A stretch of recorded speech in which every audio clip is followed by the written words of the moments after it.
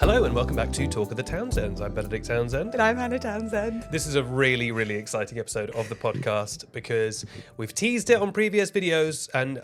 We've not teased it, we've put full clips out. Yeah, well... You're never going to believe who it is. It's like how in boxing, being punched in the face is a tease of a fight to come. I met my favourite celebrity in the world, one of my heroes, Pierce Brosnan, and spoiler alert, thank God, he was wonderful. He was the perfect gentleman, as was Amir El-Masry. Obviously, I mean, we were talking to both of them. They're both brilliant in this film. Yes. Brilliant performances. And they were both like perfect gentlemen. They got up, they shook our hand. Obviously, your lifelong love comes with Pierce Brosnan. So we were excited to meet both of them. You were especially excited to meet Pierce. Yeah, I mean, I want to give Amir his flowers because he is great in this film and he was so lovely in real life. But obviously, I do just have like this 30-year connection with Pierce Brosnan. But what was lovely is that, like, I think Amir knew that. And there was a moment, spoiler alert, where Hannah told Pierce how much of a fan I am of him. And Amir was just looking at us with this little look on his face of like, you guys. He was just so happy and just so magnanimous about it. Please, can you tell the story that you told me yesterday where you said that about your dad telling you about James Bond? Yeah, so growing up, I think like a lot of British people or whatever, James Bond was passed on to me by my dad. It's like a great British tradition. And I was talking about like in the 90s, back before like YouTube and stuff, the only way you'd ever see a film is like if it was on TV or if it was in the cinema, or I guess if you went and got the VHS, Blockbuster. right? Went to Blockbuster. So my dad used to just sit and tell James Bond plots to me and my brother, almost as if they were like old folk tales. He'd be like, and then that volcano, it was actually a base. And we'd be like, no way, it was a base. It was indeed a base. And James Bond, he had a little mini helicopter called Little Nelly. Well, it was more of a gyrocopter. And we'd be like, well, Papa, tell us about the gyrocopter. And what was really sweet is that like I remember my dad would like get details wrong because he hadn't seen the film in like 5 years or 10 years, you know. Because you know, you think about it, our parents' generation come from a time where you would see a film in the cinema and then potentially never see it again. Yeah. Like in the 60s, there was no home video. Well, sorry, but I remember this distinctly with Mean Girls. I saw Mean Girls and I was like, that's the best film I've ever seen. And then I remember being like, I got home and I was in bed and I was like, it's going to be months before I'm able to see that again, in a kind of sad desperation, because it would be so long from cinema to at-home DVD. Yeah. Would be such a long amount of time. And I feel like cinema to at-home VHS was even longer, especially because there's always weird stuff with the UK of like, yes, for some reason, we've got this film a year later. For some reason, the video takes a year longer. God knows what happens over the Atlantic with films. So yeah, he would get details wrong. Like I have such a distinct memory of him talking about You Only Live Twice, which is the one with the volcano lair. And one of the details is that there's this, in the mouth of the volcano, there's all this like lava, right? But it's actually a big metal painted thing that moves out of the way to let you in the base. And he would always tell us the story of James Bond flying past this and throwing a stone from the gyrocopter and it bouncing. But that's not what happens. Those are two different scenes that he'd kind of conflated. And I know that's really boring, but it's just an illustration of the fact that like he couldn't quite remember the exact thing. But we loved this as kids. And I remember being introduced to Bond. I think the first one I ever saw was Goldfinger. And I was way too young to watch it, which is the only way you should be introduced to anything, is a little bit too young. And I was instantly hooked. And then, of course, Pierce Brosnan was James Bond when I was a kid. Was he? Yeah. He was the joking. Oh, right. Okay. Of course I'm joking. He's your Bond, because most people like their Bond, right? So they like the Bond that they grew up watching. Absolutely. And I have a really fond memory of, because I've spoken about this, but I lost my dad in October, obviously, saddest thing I can possibly fathom. But a lot of my memories around James Bond are tied up with my dad in a very happy way. I have this is the most 90s memory ever, but I have a distinct memory of walking to Blockbuster Video with my dad, and we got a VHS copy of Tomorrow Never Dies, Pierce Brosnan's second film, and bringing it home and me watching it over and over again and just loving it. And like, and I definitely have a nostalgia for Brosnan because he was the Bond when I was a kid, but I also genuinely really love those movies. Yeah. They're so fun. GoldenEye is easily one of the best Bond films of all time. Sometimes I think maybe it is the best Bond film. And I think he's amazing in the role. He's so cool. He's so handsome. You know, I was gonna say even now, but like, you know, not to be ageist, but like he doesn't miss a step. No. What's funny is that in this film Giant, which is the film he was promoting, this boxing film, he plays like an older man, and he told us in the interview, you'll hear, that they had to do 2 hours of prosthetics on him a day, basically to make him look like a normal older man. Yeah, because he's so like genetically handsome. Yeah, that you the whole time you'd be like, why is this guy boxing? He should be on the modeling catwalk, you know. But so I had all these fond memories of Pierce Brosnan my whole life, which, you know, anyone who knows me even slightly knows that I love James Bond. Yes. And that Pierce Brosnan is my favourite James Bond. I would say anyone who's met you for over a minute would know that you're really into James Bond. Yes, yeah. The two things I'm a big fan of are James Bond and classic Simpsons, but James Bond and you, of course, and my cat. But James Bond has always been like my number one with a bullet, which is the kind of thing James Bond would fire from a gun. So it was around Christmas time. Was it Christmas Eve? We got an email. I think it might have been the 23rd. No, I think it was Christmas Eve. Maybe it was Christmas Eve. We'd had an email before then. The way junkets work is that you get a little email that says, would you be interested in interviewing James Bond? Yeah. It obviously said Pierce Brosnan and Amir. And we were like, yes. Yes, obviously. Why even send the email? Just sign me up. And you fill out kind of an almost application. You kind of send in some bits and then you just wait. You just sit and you just wait and you just hope. Yeah. And so back and forth throughout the period after we'd sent in the little application, we were like, imagine if that went through. Imagine.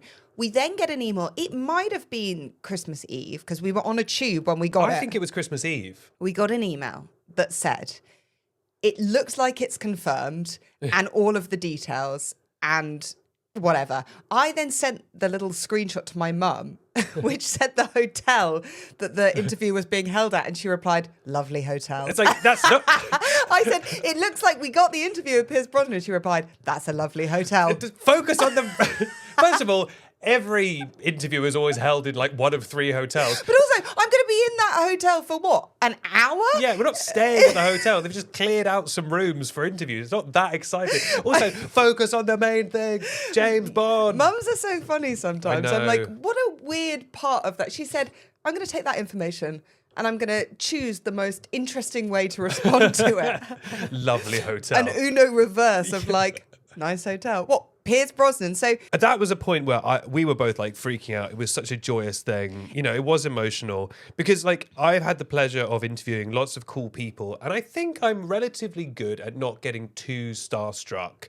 Obviously, when I've interviewed people like when I interviewed Jim Carrey, I'm just going to be name dropping. When I interviewed Jim Carrey, when I interviewed Margot Robbie, these are people who are so famous and have such like a face you've seen. Yes. That it is like genuinely very surreal to like be in a room with them. But at the end of the day, they're always people, they're always nice, and you're there to do a job. Yeah. And so I can do it and I can compartmentalize it and it's fine. But there's not many celebrities that I'm like, ooh, this might be a problem of like, I really like care about this person in that weird parasocial way, or like it would hurt me if this went badly. Yes. You know, if you have an interview and it's kind of meh with a random celebrity, you're like, well, you know, we're both tried our best and whatever. Yes. But when it's someone that, you know, and I guess I've always seen other people have such an emotional reaction to celebrities. You know, they meet Lady Gaga and they burst into tears. And I've never judged those people, but I've always just kind of thought like, I can't really relate to that. I'm like, that's great for you and I'm sure that's a lovely moment, but I can't really ever imagine myself in that place. And then I got told I was going to meet Pierce Brosnan and I was like, oh, I get it now. I mean, it is like if you met Taylor Swift. Oh, yeah,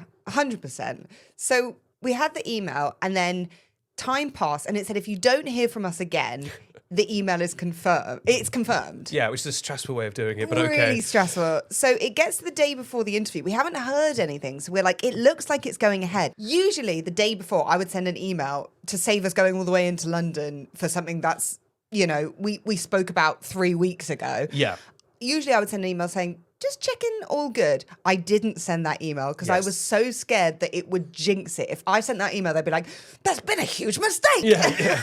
Oh, actually, now you mention it. Ooh. Or they'd see the email and go, do we have time for them? Yeah. Actually, So I thought, we're not going to mention it. I thought the best thing we can do is go to that hotel at that time. Yeah. And once we're there and we're dressed and we're ready to go, hopefully they won't be able to say no. We knew the hotel. Nice hotel, by the way. Nice We knew the hotel. hotel. As my mum would say. We knew where the check-in was. We were like, let's just go. There's actually, to anyone younger than us, this is a very good life lesson, which is sometimes just leave things. Yeah.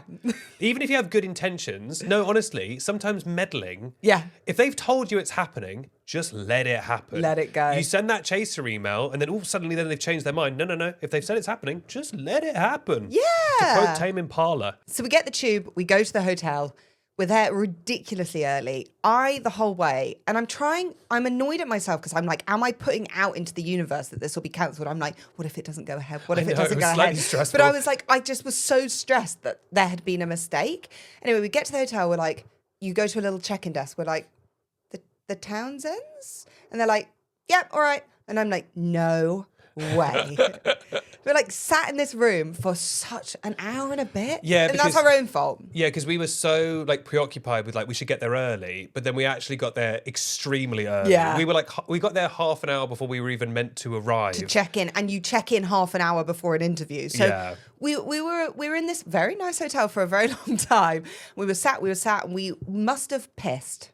Oh my God. It's funny. I was going to say actually that it wasn't too bad. Like I've had, especially when I started doing junkets, it was really agonizing when you had to wait. But I didn't mind that wait too much. No. That being said, we must have gone for a wee individually 15 times each. It was crazy. And the toilet was like in the hotel room. We're all in a hotel room. So it was really obvious that we kept on getting up to wee in this hotel room because we were all in the same room. I'm going to be honest. I actually wasn't nervous. As soon as we were told that like it was going ahead, I just felt happy. Yeah. Although we were waiting for a long time and that can sometimes build nerves, I was just like, I had in my head it wasn't going ahead. So when I knew it was going ahead, it just turned to like happiness. That's how I felt as well. There was only one thing I was nervous about, which was the first question I was planning to ask, which we'll get to.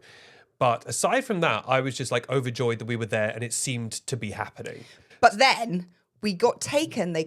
What they do is they take you and they hold you outside the room that the interview is going to take place. So we're standing outside the room. They're like, wait here, blah, blah, blah. This woman then comes back and she's like, I'm so sorry. When I tell you, my heart stopped. And I was like, it's happened. I was like, they've gone. I was like, they left that room and they missed us. Because they told us also that we were last. Yeah, they said that we were last. And I was like, they left. They got up and left. He had to go save the world. And she went, it was actually crazy how apologetic she was. She was like, I'm so sorry. I'm so sorry. It's going to be 5 more minutes. And I was like, don't say it like that. She said, you're going to have to go back because there's 2 of us and they need 2 chairs. Logistically, it made sense to push us back and someone else to go first. So they said, you've actually been bumped down. And we were like, that's fine. We were like, that's okay. It gives us a chance to piss one more time. I was like, what do you mean? You did piss one more time. Did piss one more time. And I was quite glad I did, actually. It was nice to be freshly pissed. But like, I was like, don't come to me and say there's a 5-minute delay with the tone as if, oh, sorry, everyone's died. No, she was just, she felt really bad for us. She was so nice, but like, I know. she didn't understand our anxiety that because also, why would she think we were outside the room? Why would we think it would be cancelled? That's an insane thing to think. I know, you're right. We were just operating on a different wavelength to her, but it was like the way she said it was like the nightmare scenario of like, sorry, like actually Pierce never came.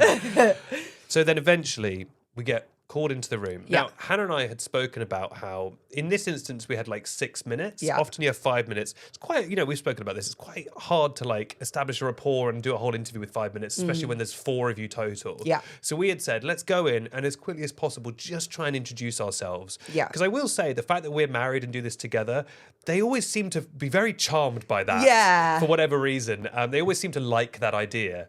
So we went in. Now, I will say, I think that you meet so many different people and they speak to a lot of different outlets. I don't know who this movie specifically was speaking to, but there are some outlets that are really after like a scoop or was there any drama on set or did everyone get on depending on, if it's a TV show, if it's a film or whatever.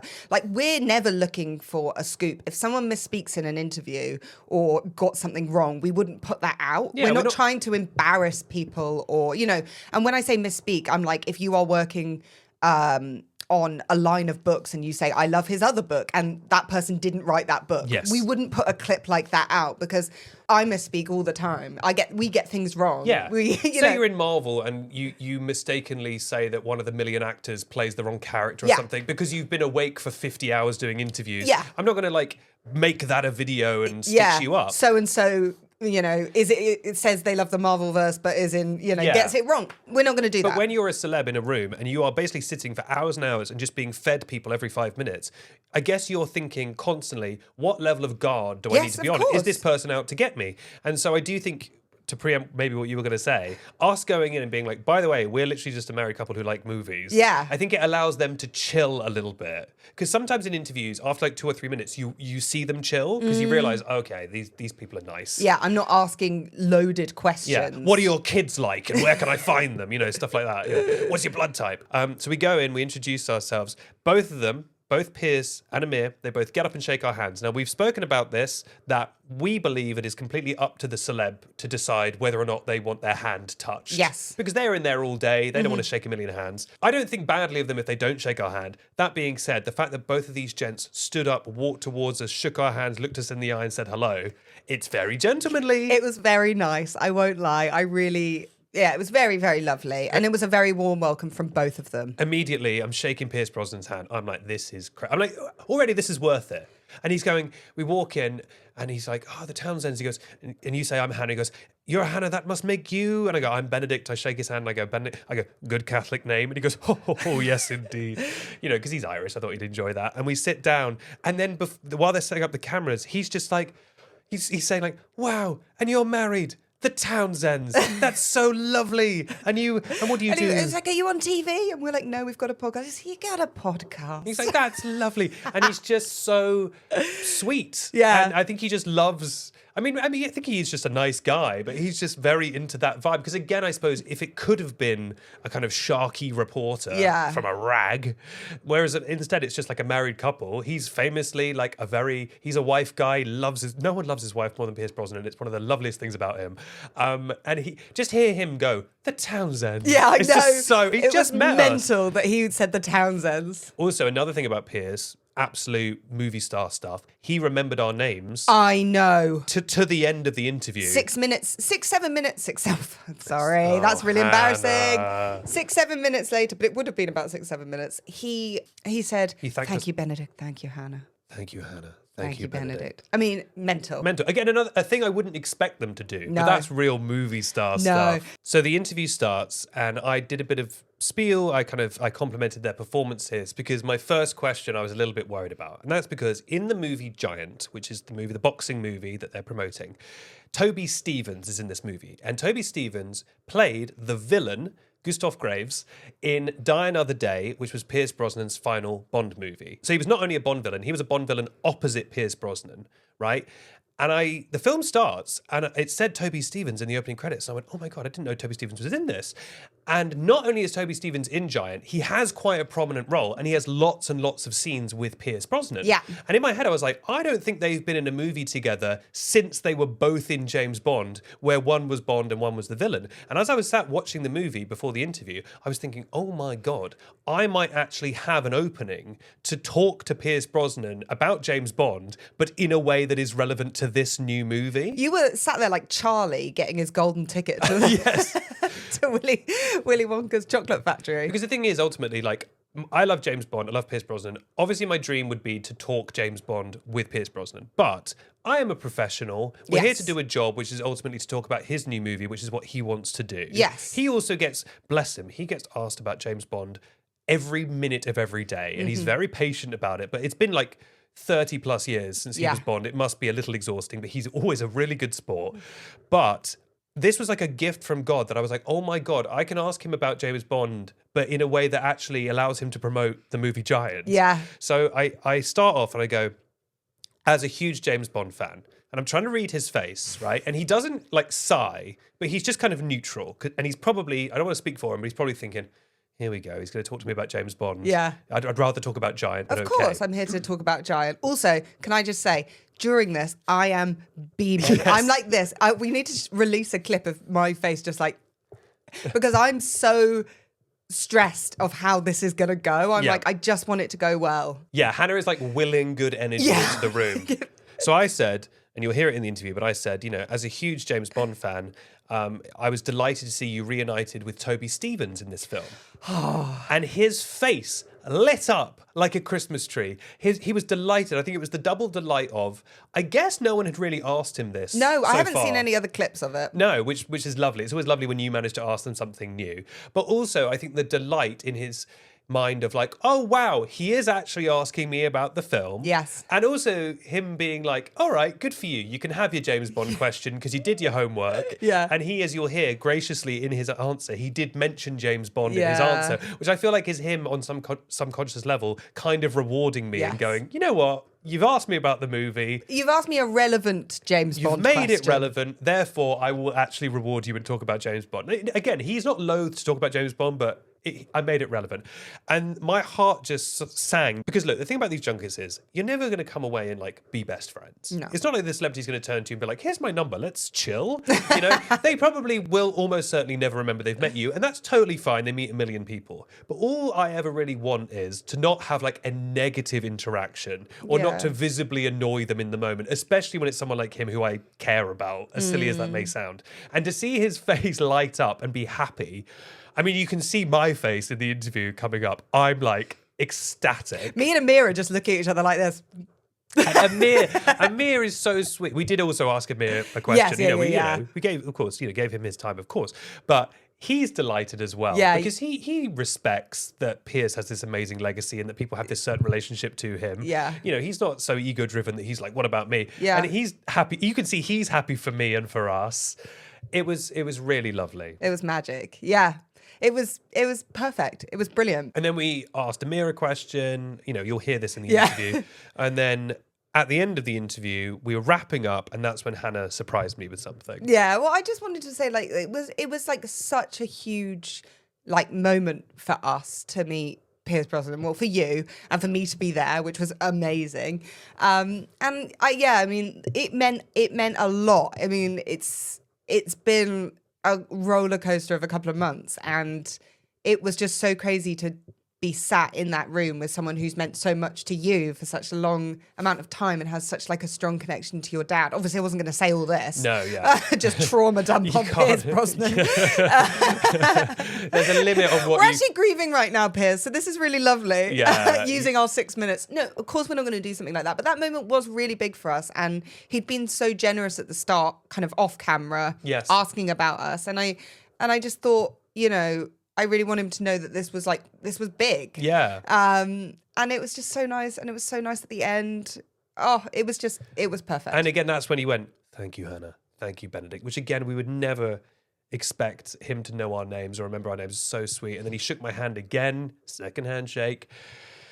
And we came out of the room, and I'm not ashamed to say we both burst into tears, really like crying in a lovely, just like such a mix of emotions. Yeah. I also said to you, because I wore my dad's watch to the interview, which I don't think I told you before. No. I kind of kept that to myself. And it's one of those kind of things of like, I don't really know why I did it. It's not like I was never going to show him. No. I wasn't going to be like, check out this depressing artifact, Piers Brosnan. And it wasn't like, a particular James Bond relevant watch or whatever. I just felt like, sometimes you just get a feeling. Yeah. Just like in the morning I was getting ready and I was like, this is something that'd be nice to do. Yeah. So I just put my dad's watch on and I just had it on me as a little sort of memento or something. And I showed you that. And we were in the lift out of the hotel just crying. But then we had to leave each other and do other things. So it basically wasn't an environment where I could cry as fully as I wanted to in that moment. Do you know what I mean? So And we cried quite a lot. It We felt did. so weird. And I spoke about this on the last podcast. Of like, we were so happy and it had gone so well. But then there's this like deep underlying sadness. yeah. Of just like, we couldn't tell your dad. Do you know what I mean? Yeah, I think there's just so many emotions of like, it's also like, it is, maybe as silly as it may sound, it's kind of like a pinnacle thing I wanted to do in my life. Yeah. And so I think inherently there's always that thing of you reach the peak and then you always have to come down. There's always an true. immediate come down. And it's also just like, it's such a crazy rush of brain chemicals. Yes. To experience a thing like that. And then your body is just freaking out after of like, Yeah. what do we do with all these brain chemicals? Yeah. It's like when I did, and on a little bit of a lower level, it's like when I did did my stand-up show at Edinburgh. Yeah. You know, you come off stage after 45 minutes and your brain is just freaking out. Yeah, of course. Because it's just like, this is so crazy, fight or flight. Like, are things good? So what's Yeah. going on? You've been so stressed for 40 minutes. And so we were both just quite overwhelmed. It feels silly in a way because it's 5 minutes of footage where we're just in the room with Pierce Brosnan. But I don't know, it means a lot. And feel very, very fortunate that happened. And now, should we play the interview? Let's roll the tapes. This is us with Pierce Brosnan and Amir El-Masry. Fantastic performances. Pierce, I don't know if I've ever seen this particular kind of sort of vulnerability from you in a role. And Amir, I don't think I've ever seen you this rizzed up in a role. So it's a real contrast. But I kind of want to touch first on the rest of the cast. As a massive James Bond fan, I'm sure everyone says this to you, but as a massive James Bond fan, I was delighted to see you reunited with Toby Stevens on this film. Oh, such a treat. Yes. Such a treat. He's so magnificent in the film. He's fantastic. I love Toby. You know, we had such a great time back in the day saving the world and him trying to destroy the world. But to meet again and in the ring, as it were, in the company of Amir and this great script by Rowan Athol, who also directed it, was just a joy to see him play Frank Warren. Yeah. And great, cast all round, I think. He really transformed in that role, didn't he? He did. He did. That was incredible. As soon as we're on set, it was like, that's it. These are the people. You know, there wasn't that sense of like, oh, that's Pierce. It was Brendan Ingle. It eased it for me, certainly, that, you know, meeting incredible actors outside of it and then going, oh, actually, that's not them at all. This is. Yeah. Speaking about being on set, I heard that you dislocated your finger, which literally sends shivers up my spine. Yeah. How painful is that, and what was that moment like? You know, it was the day that they decided to invite everybody to come watch BTS. You know, we had some boxing elites there. Johnny Nelson was there. He was watching, and then one of the stunt guys was like, right, let's give him a show, shall we? Just punch me. I was like, you sure? I was like, yeah. So sure enough, I punch him, and then I hit his elbow, and it just gets out of the socket. But it didn't hurt. I just felt something was wrong. And then they cut the glove, and then sure enough, my trainer, Ian Streets, was like laughing. He's like, now you've entered the big leagues. And as he was talking to me, the doctor went, and you could hear the snap. God, you could hear it in the whole auditorium. It reverberated. It was painful afterwards. Yeah. And there's a scene actually in the press conference scene that we did. Yes. I had a bag of ice under the table, and I was just putting it under the whole, like, consistently, just because it was like a massive bulge there. Like, it was crazy, but yeah. Pierce, you've had such a varied career. You played all kinds of characters. Was there anything in this movie as an actor that you got to do for the first time? Well, yes. Play Brendan Ingle. I've never played a boxing trainer, and somehow the man was close to my heart. He was easy to find within myself, being an Irishman, knowing what it's like to be kind of an immigrant, an Irish lad in 1964, coming to London, South London.